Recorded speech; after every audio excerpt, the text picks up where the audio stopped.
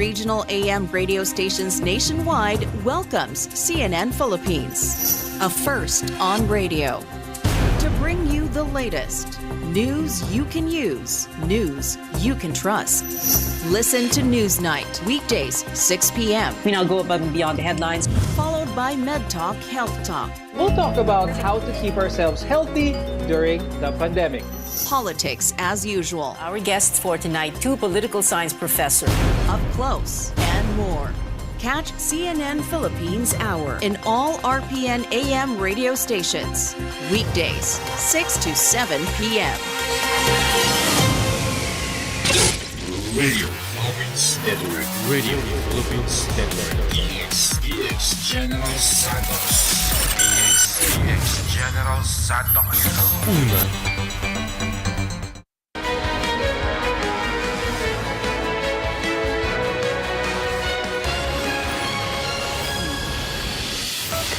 Good evening, I'm Pia Ontiveros. Welcome to Newsnight, where we go above and beyond the headlines. Tonight on the program, fuel prices are going down tomorrow by as much as 11 pesos per liter, but consumers have another thing coming. An agricultural group says the cost of regular milled rice might increase by 4 pesos per kilogram this week.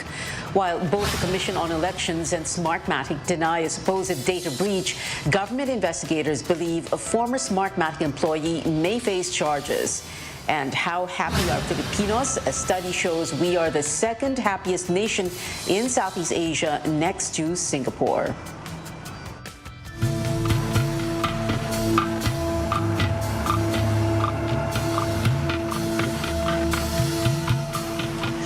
After almost 3 months of non-stop fuel price hikes, a major rollback is finally happening tomorrow. Petron, Caltex, Clean Fuel, Flying V, Petrogas, Phoenix Petroleum, PTT Philippines, and Total are slashing diesel prices by nearly 12 pesos per liter. The same companies are cutting gasoline prices cost by almost 6 pesos a liter, while Petron, Caltex, and Flying V also lowering kerosene prices to about 9 pesos per liter. Other companies have yet to make an announcement. The Energy Department says the expected price cut was because of market indicators, including exchange rates. Now, despite the fuel price rollback, an agricultural group says prices of rice may further increase this week. Our George Cahilas has the details. Emily Santos bought a kilo of rice at the Zurbaran market in Santa Cruz, Manila. With her limited budget, she could only buy that much after she noticed a 2 peso rice price increase. Maasa po yung binibili namin bigas para kasi ganyan din maasa kulang sa amin yung 1 kilo eh. The group Samahang Industriya ng Agrikultura or SINAG says the price of rice may still go up by 4 pesos per kilo with a shoot up in fuel prices. SINAG chairperson Rosendo So says from 38 pesos per kilo of regular milled rice, the per kilo cost is expected to reach 42 pesos anytime this week. Saan ba ang malaking cost na pagtaas nito? Isa is yung fuel. Dapat yung 12% pa tsaka yung excise tax ang isuspende. Both consumers and the farmers get the short end of the stick. As fuel prices go up, the production cost also increases. But the farm gate price of palay is still at 21 pesos per kilo. So estimates that the production cost of palay could have been at 19 pesos per kilo even before the Russia-Ukraine war. Sa 21 pesos, may 2 pesos sila. 4 tons per hectare, 8,000 pesos lang. Pero 3 months time yun, yung taniman nila almost 120 days. Hindi pa natin kino-compute yung increase up to 62 tsaka 73. Hindi pa yun ang computation ng producers. While the Agriculture Department sees the increase in the price of rice with concern, Secretary William Dar is hoping the cost will revert with expected rollback in fuel prices this week. George Cahiles, CNN Philippines. Transport groups are calling for the smoother implementation of the Pantawid Pasada program. During a House Transportation Committee hearing, the Federation of Jeepney Operators and Drivers, or FEDJADAP, complained about the rigorous process involved in claiming assistance from regulators. They added the subsidy should directly benefit drivers, not just operators. The Land Transportation Franchising and Regulatory Board says it is already in consultation with Land Bank of the Philippines in order to make the claims for benefits easier, especially for drivers. Hindi daw po talaga sila nakukuha. Ang katanungan ko po nga sa kanila, talagang yung mga driver, hindi naman po talaga sila makukuha. Yung beneficiary po niyan, yung driver. Pero yung tanging makakakuha po nito, yung mga operator, which is lahat po ng mga existing requirements na hinahanap po ng ating gobyerno ay manggagaling po sa operator. Consistent with the law, we have implemented the program whereby klarong-klaro po doon na yung beneficiary ay yung qualified legitimate franchise holder. So even on our part, when we devise the implementation plan, hindi na namin pinagtatalunan patungkol dito. Kaya we have to find a way na yung concern ng lahat ng mga transport group dito at hindi lang sa Metro Manila at buong bansa na aabot yung subsidiya doon sa bibili ng krudo. Land Bank says as of Saturday, around 87,500 GP drivers have received the cash aid. Over 377,000 public transport drivers are set to benefit from the program. More wage hike petitions are expected in the coming days amid soaring prices of fuel and basic commodities. The Labor Department says 10 petitions filed in 6 different regions are now under review, and granting them will take time. Our Tristan Nadalo reports. The Labor Department appeals for patience and understanding as they review petitions to increase the prevailing minimum wage in the country. So kailangang maingat na maingat sila dyan. At kapag ka nag-issue na ng wage order, sabihin lahat susunod doon. So importante na masunod yung proseso. Regional Wage Board directors recently met to discuss the overall socio-economic situation in the country and to urgently look into the petitions. Napaka-challenging nung situation natin ngayon because of the pandemic. Of course, we understand the position of our workers. We also understand the position of the employers.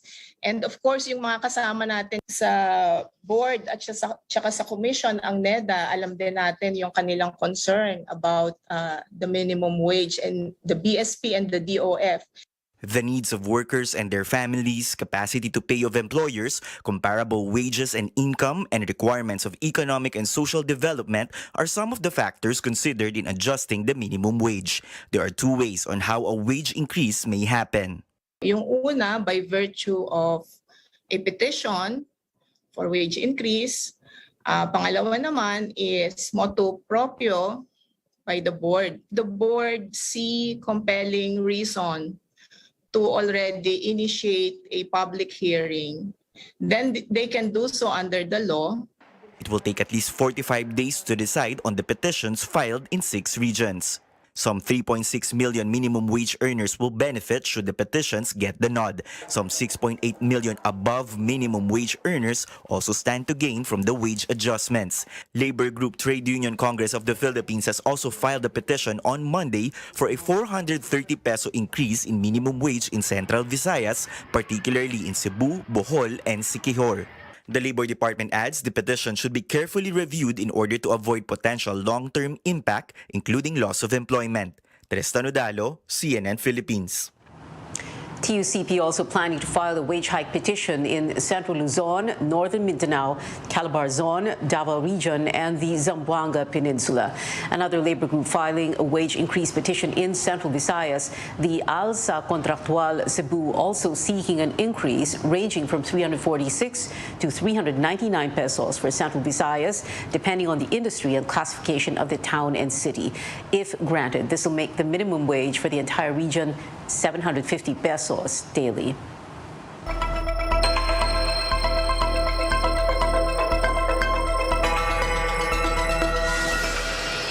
Ukraine rejects terms set by Russia to give up the besieged city of Mariupol on day 26 of the war. The port city, home to around 450,000 people, has been under constant attack since earlier this month. While the Russian ultimatum offered safe evacuation for Ukrainians who will choose to surrender, there is no guarantee for those staying in Mariupol. World leaders have repeatedly accused Russia of targeting civilians. Well, back here at home, a former top diplomat says the Philippines must weigh the trade sanctions against Russia. But for Filipino businessmen, there is no need to join the bandwagon of allies that punish Moscow for its invasion of Ukraine. Our senior correspondent Lois Calderon reports. The tie that binds the Philippines and Russia is as old as the post-war era, 46 years. The two are connected in the belly by food.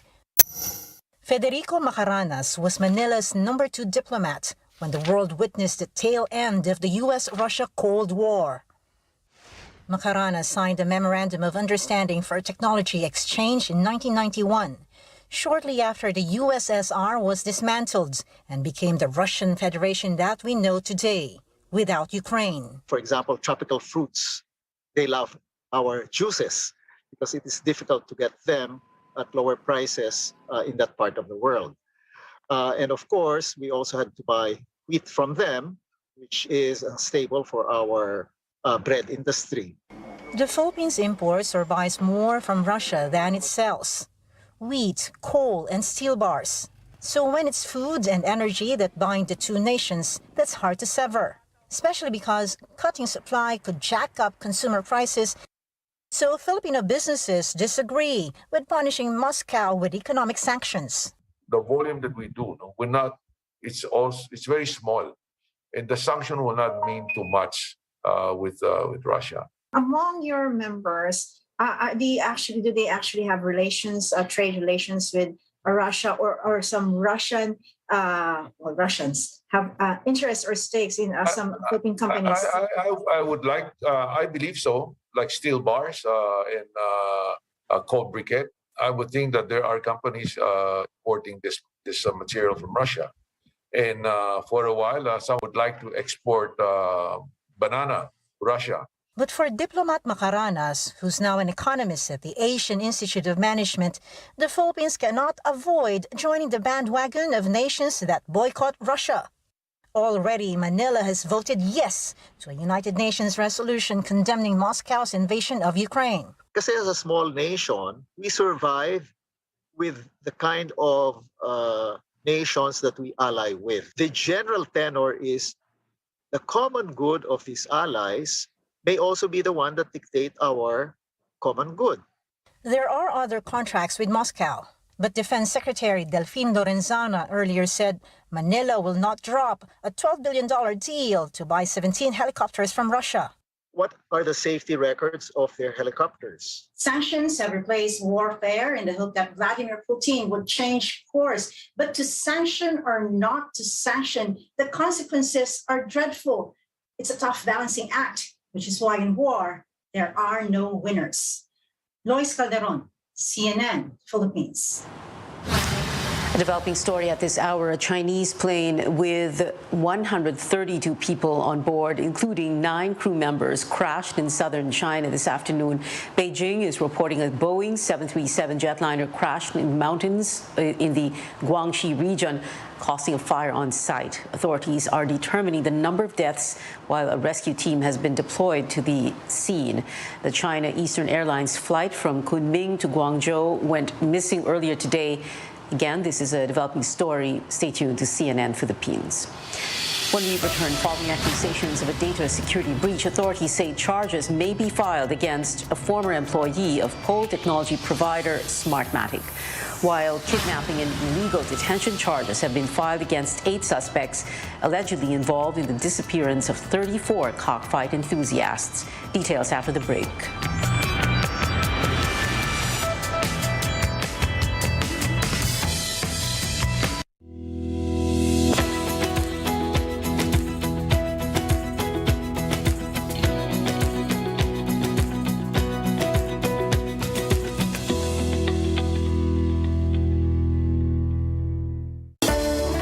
Conquering the universe was the ultimate, but there's more. Dahil tinawag ko ako ng Panginoon for a major purpose. To guide the youth, help communities, and to bring others closer to Him. Kaya I take care of my health through proper diet, exercise, and MX3 capsule. I am ready to serve. Kasi para sa Panginoon, hindi lang ako 4th runner-up. First place ako sa puso niya.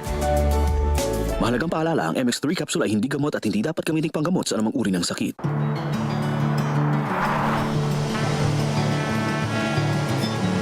Sumagat sa kabisa, bawat minutong lumilipas.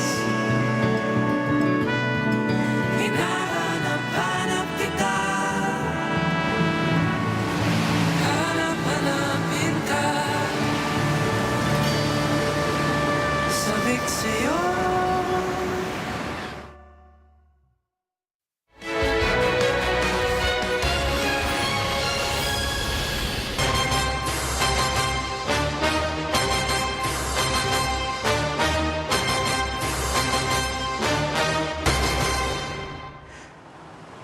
Welcome back to Newsnight, where we go above and beyond the headlines. The National Bureau of Investigation believes charges can be filed against a former employee of pole technology provider Smartmatic, which is facing accusations of a data security breach. The NBI says the contractual worker admitted he allowed a group to access his work laptop after he was supposedly offered training and money in exchange for Smartmatic data. Senator Amy Marcos, who accused Smartmatic of a data breach, earlier cited Facebook posts by a supposed hackers group called XSOX. We are convinced that we could prosecute yung former employee ng Smartmatic for illegal access, Your Honor, and for obstruction of justice. We are not inclined to believe na may mga sensitive information po na na-exfiltrate from the side of Comelec and Smartmatic.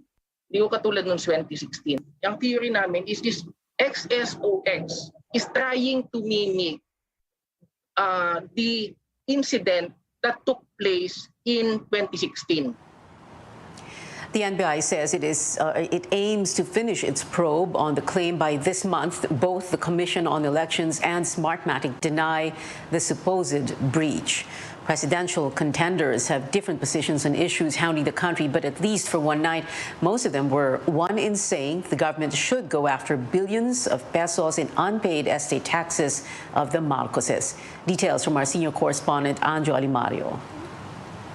The 2-hour Comelec presidential debate was just about to wrap up when Manila Mayor Isko Moreno brought up the unpaid estate taxes of the Marcos family. Yung isang pamilyang may utang ng 203 billion na estate tax, sisiguraduhin natin, sisingilin ko yun, kukunin ko yung 200 billion na yun, ibibigay ko sa magsasaka, ibibigay ko sa driver bilang ayuda. Senator Panfilo Lacson agreed. Train 1, Train 2, ang dami, 101 billion. Meron 203 billion nga na sisingilin lamang na andyan na, bakit ay singilin ng biyayar? Even Vice President Leni Robredo chimed in. Pag nasingil natin ito, hindi na natin kailangan tipirin yung ating mga kababayan. Moreno also found an ally in Labor leader Leody de Guzman. Pero sang-ayon din ako, pare. The Bureau of Internal Revenue said it had recently sent a demand letter to the Marcoses to settle their estate taxes. An estate tax is a tax on the right of a deceased to transfer his or her estate to his or her lawful heirs. Marcos has recently brushed off questions of the matter, describing it as fake news. But the Supreme Court in 1997 already ruled with finality, ordering them to pay 23 billion pesos. That amount, according to some, has already grown to over 200 billion pesos. Marcos also insisted people are no longer interested in the issue and are more focused on finding jobs. Kung ako po sa kanya, gusto niya magbigay ng trabaho, wala po siyang gagawin na mahirap. Bayaran lang po yung 203 billion. For Robredo, it says a lot about Marcos's personality. How unqualified he is for the presidency. Kasi na-imagine mo ba na somebody na aspiring to be president, napakalaki ng utang sa pamahalaan? Marcos was again a no-show in the debate on Saturday, opting instead to campaign in Marikina. Anjo Alimario, CNN Philippines. Presidential candidate Bongbong Marcos sees himself as a victim of misinformation. He rejects reports that claim he benefits from misinformation on social media. He also advises voters to research among legitimate sources, especially in the martial law regime under his father, the late President Ferdinand Marcos Sr. Sinasabi ko, pero wag lang kayo makinig sa akin dahil may agenda din ako eh. Ama ko yan eh. Siyempre, kakampi ko siya. Mag-aral kayo. Mag-research kayo na mabuti. Ang daming libro dyan. Ang dami nasa internet na yun. Balikan ninyo yung mga dyaryo noon. Balikan ninyo yung mga nagsusulat noon. At tignan naman talaga ninyo kung ano yung talagang nangyari para makapag-aral kayo na mabuti. Marcos's father seized newspapers, radio stations, and television networks on the first days of his dictatorship in 1972. Now, during last Saturday's Comelec-sponsored debate, Vice President Leni Robredo said she's mostly the victim of misinformation and that Marcos benefits most from it. But she appealed to her supporters to stay grounded when talking to people who back other candidates. Kahit napakarami na natin ngayong gabi, marami pa din ang hindi natin kasama. Kaya po, tara na! Ipanalo na natin ito! Last Sunday, Robredo supporters filled Emerald Avenue and nearby streets in Ortigas-centered Pasig City with pink in her biggest campaign rally yet. Pasig police say over 90,000 people attended the event. Organizers say the number was around 130,000. A vice presidential candidate wants tougher sanctions against survey frontrunners Bongbong Marcos and Sara Duterte for their non-appearance in COMELEC debates, while another aspirant calls for a grand coalition to defeat that tandem. Amor Santos has that story. Where are you? Nasaan ka? Nasaan ang pera? Ibalik mo na ang pera. On stage, it's unfortunate that Sara is not coming to the debates. And off stage, vice presidential candidates were up in arms over the absence of the Marcos-Duterte tandem in COMELEC's debates over the weekend. Former Akbayan Party List Representative Walden Bello wants tougher penalties against them. Yung ginagawa ho niyong penalty, yung hindi sasama sa e-rally, my God, ang hina ho niyon. We need to get something from these people to penalize them, like a big, huge penalty, like 203 billion pesos. But the poll body says in the absence of a law requiring candidates to attend, the debates will remain voluntary. Its Anbank, however, will discuss other possible sanctions. Hindi natin pwedeng pilitin yung mga kandidato na ayaw sumama. Before the debates even started, pro-life advocate Rizalito David already called for unity against the survey frontrunners. He says he's willing to withdraw from the vice presidential race and support the strongest contenders versus Marcos and Duterte, and his rivals should follow suit. I don't mind supporting Senator Soto, no? And I don't mind supporting Leni Robredo. But the other contenders won't budge, not even Soto. I'm speechless. I wish to thank him for considering me as a possible alternative candidate. You must remember, yung mga lumalamang, ito sa atin lang, di ba? Factual. Yung mga lumalamang, by this time, 6 years ago, talo. It's too early to make decisions of that sort, but clearly I'm out to win. COMELEC's next presidential debate is set on April 3, followed by another back-to-back face-off on April 23 and 24. Amor Santos, CNN Philippines.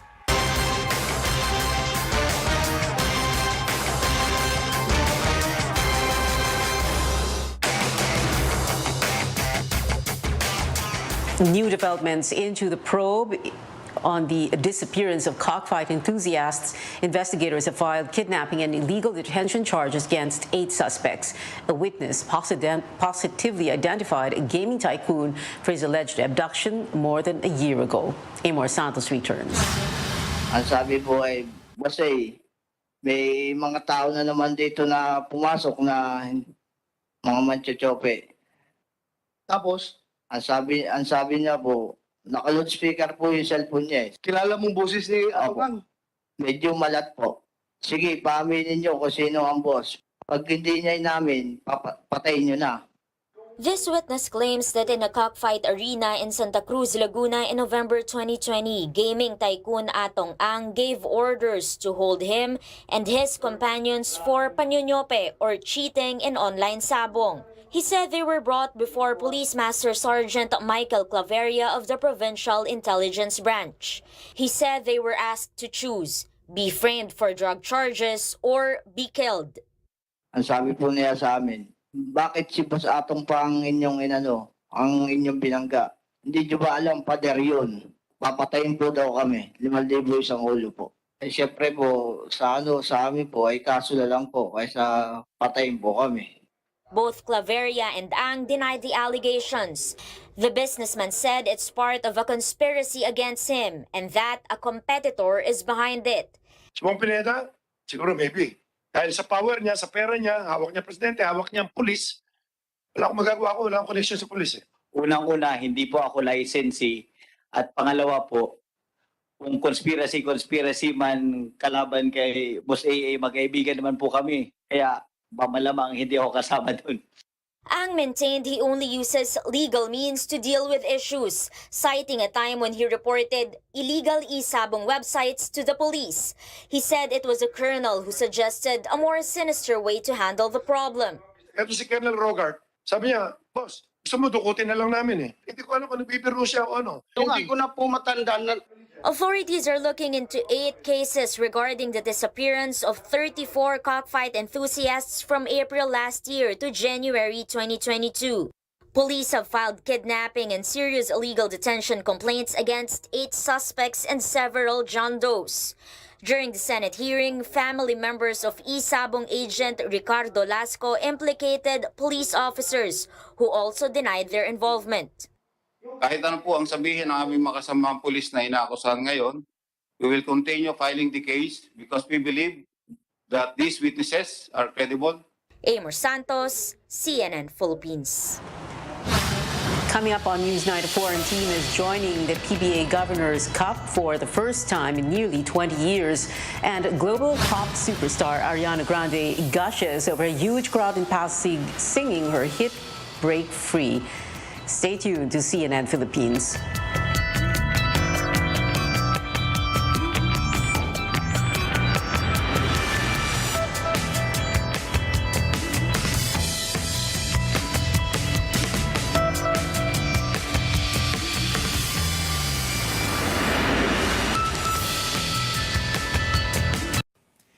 Every night, we take a hard look at the stories and provide you with multiple points of view from here and around the world. Now, we'll bring you more news you can use from the trading floor and the global markets, and bring you more news you can trust in business and finance. Buy, sell, hold on The Final Word, weekdays at 9 p.m. only on CNN Philippines.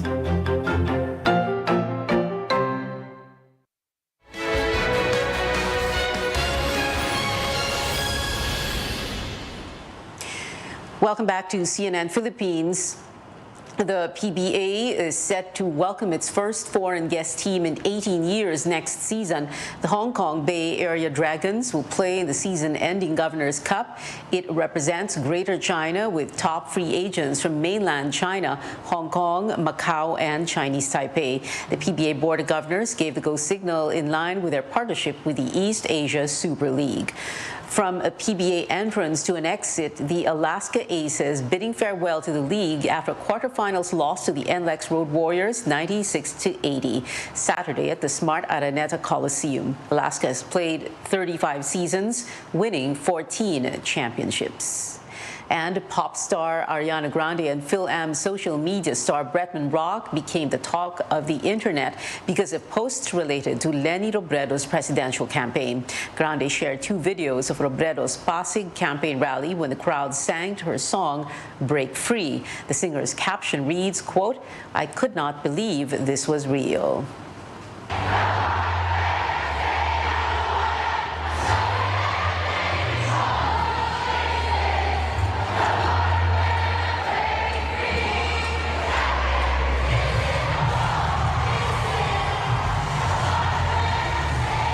Meanwhile, Bretman Rock revealing Robredo is his presidential bet of choice while reposting her closing statement in the recent COMELEC debate. The vlogger said, quote, "My president is a woman," unquote.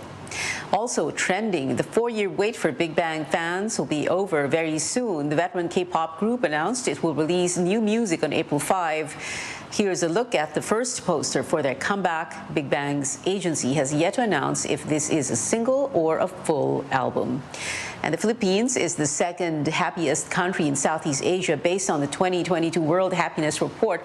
It ranked 60 out of 146 nations, 1 spot up from last year's ranking of 61. Singapore topped the list for Southeast Asian countries at 27. Finland was number 1 globally for the 5th straight year. Data is based on factors like GDP per capita and perceptions of corruption. And that is it for now. Join me again on News.ph at 7 p.m. I'm Pia Ontiveros for Newsnight. We leave you with a look at a new way to watch movies on the go.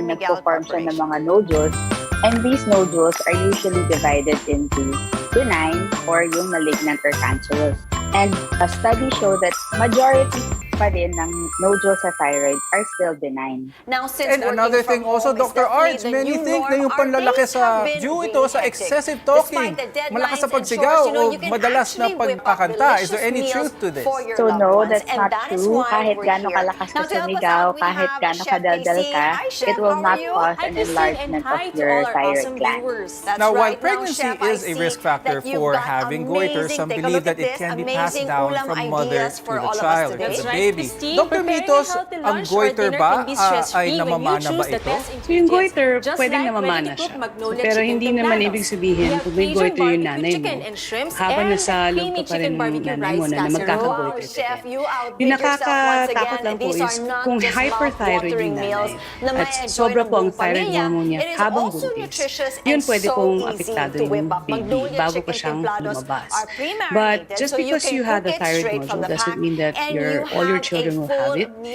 There is a risk kung nagkaroon po ng nodule that is cancerous. There are certain types of thyroid cancer that can run in families. So that's the one thing that we have to identify. Kailangan po malaman kung may bukol po tayo sa thyroid, ano kaya yung dahilan. Now, let's talk about nodules at this point, Dr. Mitos, because this is something that's very important, one that may signify that there is some abnormality here. If someone has a nodule, ito ba ay nakakapa? And if so, should they worry about this? Are nodules in the body something that our viewers should worry about? These nodules are usually benign. Now, the nodules can be solid or they can actually just be cysts. So, kapag kinakapa niyo po yung leg niyo at parang may nakikita kayong bukol dyan, kahit nakikita rin minsan po sa salamin, hindi pa natin alam kung solid yan, kung full of fluid or cyst lang po siya. So, yun po muna kailangan natin malaman. But again, most nodules, lumalaki ba sila na mabilis? Yun din yung isang kailangan bantayan. Reminder to our viewers, don't be alarmed right away. Have it checked with your doctor, with your endocrinologist, or your surgeon, for that matter, to be able to be sure if, and they will perform some tests, whether to find out if that nodule is something to worry about or not. Anyone can develop a goiter, but there are some who are more vulnerable to it. And there are also a number of factors that can influence your thyroid function or its growth. More on this when we return. You're watching MedTalk Health Talk, your partner in healthcare. Juicy part. You have to tell us your secret and how you prepare. Yes, sure. Let me share with you the ingredients and the step-by-step process you'll be needing. 500 grams or 1 cup of ready-to-cook chicken barbecue. Then place or 145 grams medium-sized shrimp, 3 peas or I'm Dr. Freddy Gomez and welcome back to MedTalk Health Talk, where caring is our calling.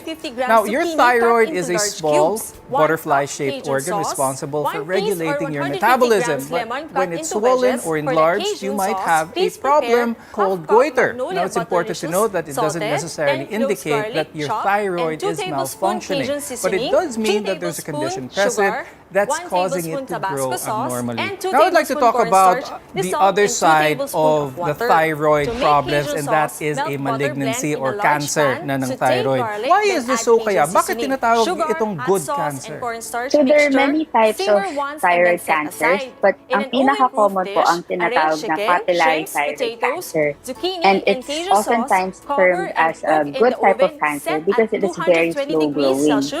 And because of that, surgery is the best form of treatment because when caught early and treated properly, then the cure rate is very, very high, and the patient can continue to live a normal life after treatment. So the prognosis is really good, especially pag nakuha ito ng maaga. Dr. Mitos, when it comes to some of the symptoms na nangyayari for someone with thyroid cancer as opposed to goiter, mas evident ba ang isang thyroid that is malignant or cancerous? Hindi rin. No? So that's why it's really important to try and find out what the diagnosis is. We do the biopsy to find out if it's cancer.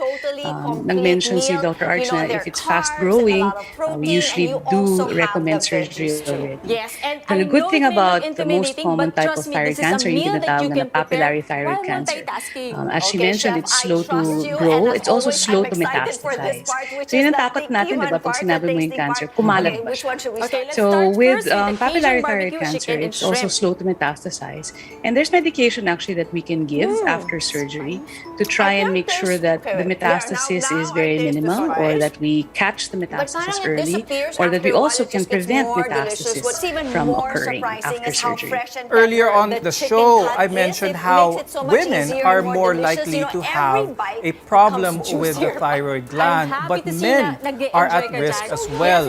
What should men know about this, or what are the statistics with men having a thyroid problem? Both men and women can have a lack or an excess of thyroid hormone, yung sobra or yung kulang. But what's more concerning in men is when they have thyroid nodules. It's been shown that men, especially younger men, 20s and 30s, kung may goiter po sila, may bukol dyan, these usually are biopsied early. We follow them with ultrasound more frequently, like every 6 months. And if it's seen that they're enlarging rapidly, and definitely if on biopsy nakita po na cancer siya, dapat kailangan po surgical removal already of the thyroid. Dr. Arch, when it comes to risk factors, for thyroid cancer, what would be the more common ones? Well, a lot of, some of the risk factors that have been seen to develop thyroid cancer would be, first is specific type of radiation. If you're exposed to radiation as a child, then you are at risk of to develop thyroid cancer. As Dr. Mitos mentioned a while ago, some thyroid cancers can run in family. So we have several patients that have had family members all with thyroid cancer. And another thing is, as with other cancers, as you get older, you're more prone to develop some cancers. So advanced age can also be a risk factor. Now, Dr. Mitos, for someone who is diagnosed with a thyroid cancer and may not be ready for surgery for one reason or another, nakukuha ba ito? Is this treatable with medicine alone? Unfortunately, it's not. It's really surgical removal of the thyroid that will help bring about that cure. It's caught early. The chances of you being alive in the next 10 years is actually very high, 90+%. Some even say close to 100%. So if you have a thyroid nodule that looks suspicious for cancer or is confirmed to be cancer, please have it removed. This is the most important part, really, because we cannot continue with the other medications or therapies after you get diagnosed with thyroid cancer if the thyroid is still there. Now, Dr. Arch, I'd like to ask, earlier you mentioned how the thyroid gland looks like a butterfly. Its wings being each lobe, so the thyroid has 2 lobes.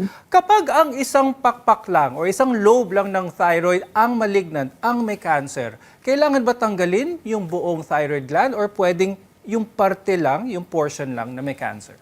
Really depends on the size of the nodule and the size of the cancer present in the thyroid. Recent studies have shown that sometimes only one side can be removed if the cancer is caught early and the nodule is small.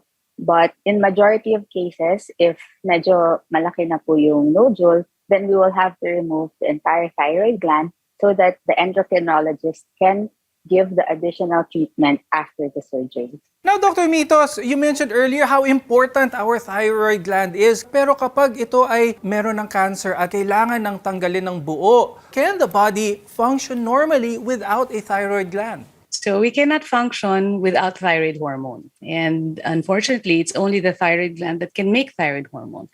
The good thing is, though, after you get your thyroid taken out, after surgery for thyroid cancer, we can replace thyroid hormone with tablets. And these tablets are very small. You just have to take them once a day, but you have to take them for the rest of your life. So please do not forget to take your thyroid hormone because your metabolism, like I said, it depends on your thyroid hormone. If you don't have it, everything will become slow.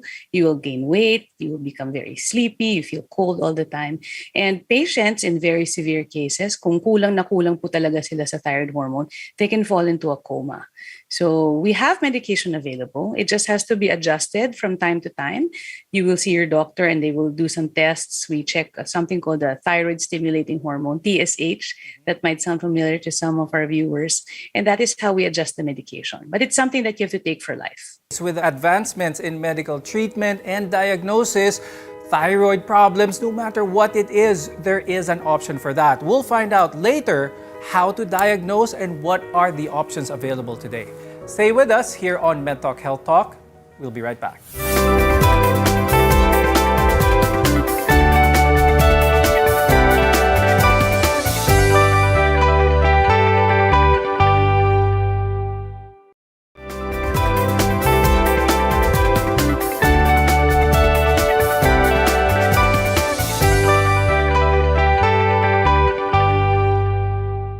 I'm Dr. Freddy Gomez, and this is MedTalk Health Talk, your partner in healthcare. So we've been talking about the thyroid and how a lot of the problems with the thyroid, merong solusyon po para sa mga ito. Now let's talk about how to determine or how to diagnose na meron tayong problema sa thyroid. Dr. Mitos, what is the most simple and most cost-effective test that is done for the thyroid that can yield a good amount of information for the doctor? So the best screening test that we do for thyroid function is the TSH, the thyroid stimulating hormone.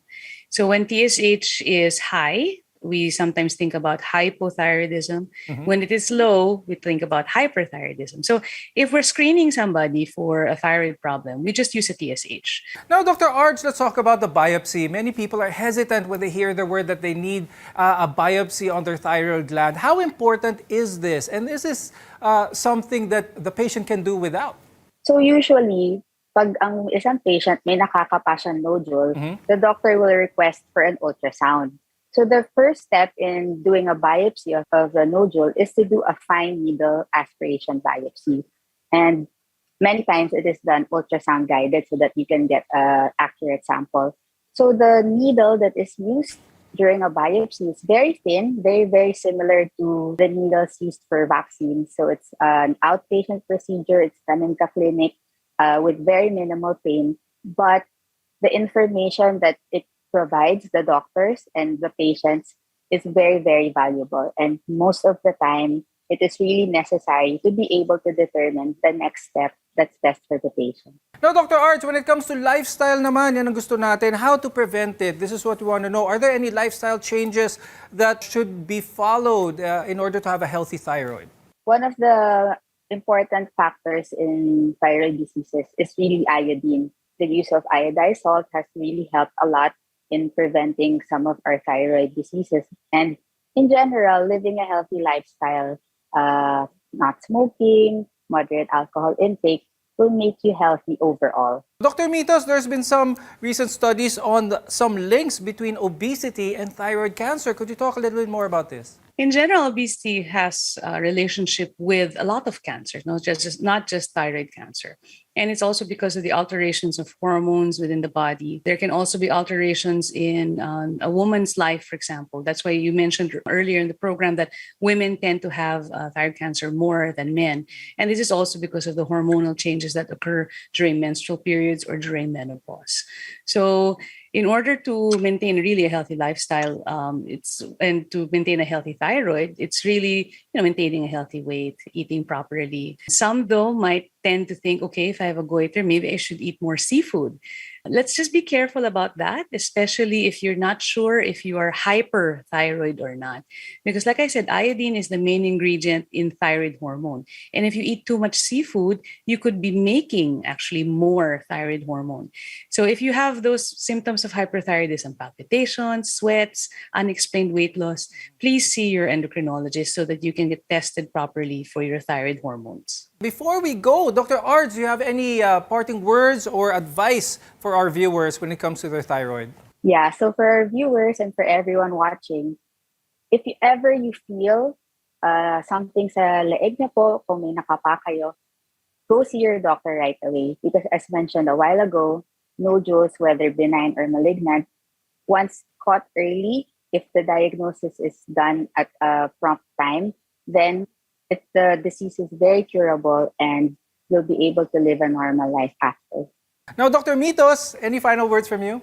Huwag po matakot uminom ng malamig na tubig, pwede pong kumanta, pwede pong maging madaldal, pwede magbuhat ng mabibigat. Di po ito magiging sanhi ng bosyo o goiter. And if you're concerned po about your thyroid function, please go see your endocrinologist. We can do a very simple blood test to find out if you need thyroid hormone replacement or if you need to control the amount of thyroid hormone that you make. While it's a common condition, those living with goiter or any thyroid disease can go on to live normal lives. All you need is proper management and treatment. Thank you, endocrinologist Dr. Monica Kating Cabral and ENT head and neck surgeon Dr. Arjelyn Ong for being with us today and sharing your time and your insights. I'm Dr. Freddy Gomez, and thank you for watching MedTalk Health Talk on CNN Philippines. We'll see you again next time.